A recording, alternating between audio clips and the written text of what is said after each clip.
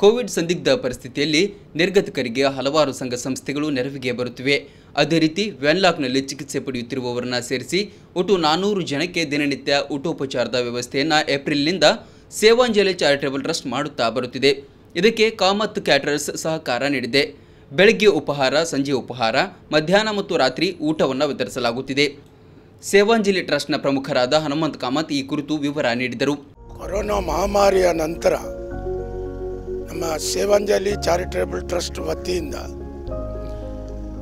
ಮಂಗಳೂರು ದಕ್ಷಿಣ ಶಾಸಕರು ವೇದವ್ಯಾಸ್ ಕಾಮತ್ ಮತ್ತು ಮಂಗಳೂರು ಲೋಕಸಭಾ ಸದಸ್ಯರು ನಳಿನ್ ಕುಮಾರ್ ರವರ ಒಂದು ಸಹಭಾಗಿತ್ವದಲ್ಲಿ ನಾವು ಲಾಕ್ಡೌನ್ ಪ್ರಾರಂಭ ಆದ ದಿವಸದಿಂದ ಇಲ್ಲಿ ವೆನ್ಲಾಕ್ ಆಸ್ಪತ್ರೆಯಲ್ಲಿ ಇರುವಂಥವರಿಗೆಲ್ಲ ಸಿಬ್ಬಂದಿ ವರ್ಗಕ್ಕೆ ಬೇರೆ ಎಲ್ಲರಿಗೂ ಸಾಧಾರಣ ಒಂದು 400 ಮಂದಿಗೆ ಮಧ್ಯಾಹ್ನ ಮತ್ತು ರಾತ್ರಿ ಪುಲಾವ್ ಮತ್ತು ಸಲಾಡಿನ ವ್ಯವಸ್ಥೆ ಮಾಡ್ತಾ ಇದ್ದೆವು.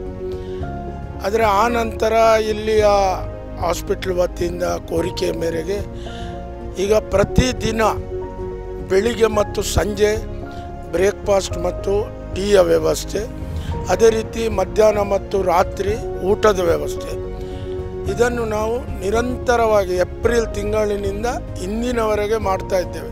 ಇದು ನಾವು ನಿರಂತರವಾಗಿ ಮಾಡ್ತಾ ಇದ್ದೇವೆ. ಇನ್ನು ಮುಂದೆ ಸಹ ಈ ವ್ಯವಸ್ಥೆ ಮುಂದುವರಿಯಲಿದೆ. ಸೇವಾಂಜಲಿ ಚಾರಿಟೇಬಲ್ ಟ್ರಸ್ಟ್ನ ಅಧ್ಯಕ್ಷರಾದ ಶಾಸಕ ವೇದವ್ಯಾಸ್ ಕಾಮತ್ ಅವರು ಈ ಕಾರ್ಯಕ್ಕೆ ಸಂಪೂರ್ಣ ಸಹಕಾರ ನೀಡಿದ್ದಾರೆ.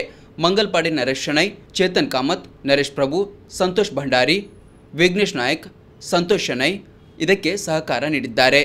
ವೆನ್ಲಾಕ್ನಲ್ಲಿ ಈ ಊಟೋಪಚಾರದ ವಿತರಣೆಗೆ ಸಂಸದ ನಳಿನ್ ಕುಮಾರ್ ಕಟೀಲ್ ಅವರು ಅವಕಾಶವನ್ನು ಒದಗಿಸಿದ್ದಾರೆ.